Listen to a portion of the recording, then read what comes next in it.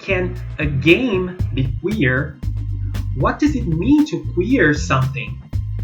Are queer games about LGBTQ characters and issues?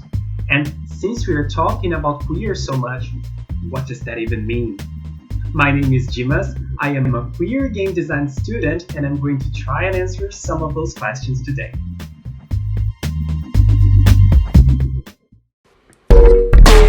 What is the first thing that comes to your mind when you think about video games? Shooting? Fun? Arcades? Nerdy boys? Violence? Well, for some people in academia, the first thing that comes to mind when talking about games is, well, queer. Bo Ruberg, for example, is a professor at the Irvine University in California. And they even have a book which the very title claims that games have always been queer. For them, the way video games have always defied what we call normality, or the common sense of what normal is, already makes them, well, queer. And it actually makes a lot of sense. Think about Space War, for example, one of the first video games ever created. As reported by Tristan Donovan in his book Replay, The History of the Video Games, Space War was literally an irregular activity. Since computers were a very rare item in the 50s and 60s, they were shared by the whole university. Steve Russell, the creator of the game, would sneak into the lab during the night when the computer was not being used to tweak here and there and design what would become Space War. He was subverting the use of the computer. He was queering it. Now, what is the first thing that comes to your mind when I talk about queer? Pride? The rainbow flag? Leather? Share? No kidding, that is all very queer too, but academically the word queer is something that is being discussed and evolving as you watch this video. It goes a long way back to Nietzsche. The concept that ideas could be investigated archaeologically studying the history of a thought was a central part of Nietzsche's philosophy, and it inspired Michel Foucault, a very important philosopher in the 1950s, to investigate gender and gender identities.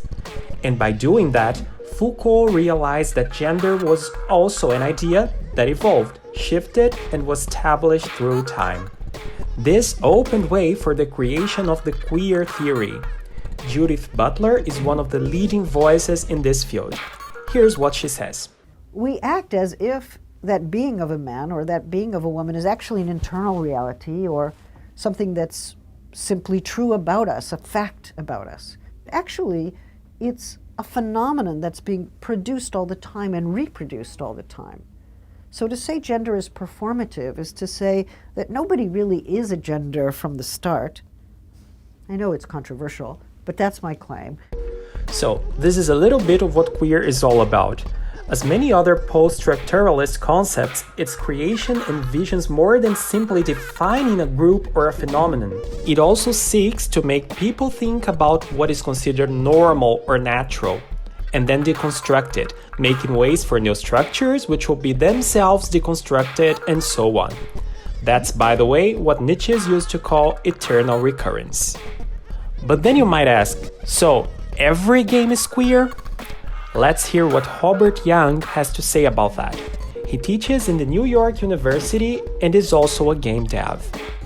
The idea that video games can be more of a grassroots phenomenon where we take video games into our own hands, we make the games that represent us, we make the games that we care about, we make the games about the topics and ideas that we care about.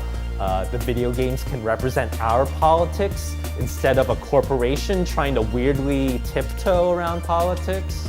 So to me, that's why these projects are so important, because it represents a bunch of creators and communities coming together to help sustain ourselves and tell our own stories. That leaves us with the idea that queer games are about representation, right? So we can say that a game is queer when it has queer characters in it. And that is absolutely correct. The Last of Us, Gone Home, Dream Daddy, and even Disco Elysium can all be considered queer games because they have queer representation. But Professor Ruberg goes a little further on that matter and states that interpretation, gameplay mechanics, and even the technology used to make games can be seen as a way of queering them. Here are some examples. Just like any game can be interpreted queerly, any game can be played queerly. So playing a game queerly means playing in ways that resist these normative expectations. So sometimes queer play is built into a game, but often it's emergent. Queer play tends to look like playing the wrong way, right? The way you're not supposed to. It's about following these alternative logics of desire. And by that I mean kind of finding what you want from a game, finding something different. So it might mean playing to lose instead of playing to win, like playing racing games just so you can crash your car. It might mean playing with no intention of having fun, right? Picking games that are really annoying and horrible. But the play practice that I'm going to focus in on here that I think is really interesting to explore through queer play is speedrunning. So speedrunning is playing a video game as fast as possible. And to do this, speedrunners use a really detailed knowledge of a game and also its glitches to kind of move through space as quickly as they can and much more quickly than the game's developers intended. But why do we have to call that queer? Can't we all say alternative or rebellious or unintended? We could, but then let's get back to where this whole conversation started, Foucault. One of his most important works, The Order of Things, is actually called Les mots et les choses, or the words and things. Foucault taught us that the way we represent, name, and even look at things can shape the way those things become a part of human culture and in a certain time or society. And then, what are we deconstructing and which kind of thoughts are we provoking by saying alternative, for example? And which ones are we provoking by calling it queer? This is also a way of recognizing the advancements and contributions brought by queer devs and queer scientists to what video games are today. In other words, by calling it queer, we avoid describing games as if they were neutral, which they're not. We are also deconstructing what is considered neutral, natural, or normal, and bringing what is not to this conversation. Now, in my personal opinion, there is also a difference between a queer game and queer in a game aspect or using queer aspects. A queer game, as the name suggests, is a game that can be easily identified as queer. It probably features queer representation in it. Queer in a game is exactly what Bo just talked about. It's not even a part of the intended development, but it still exists and it can still be done.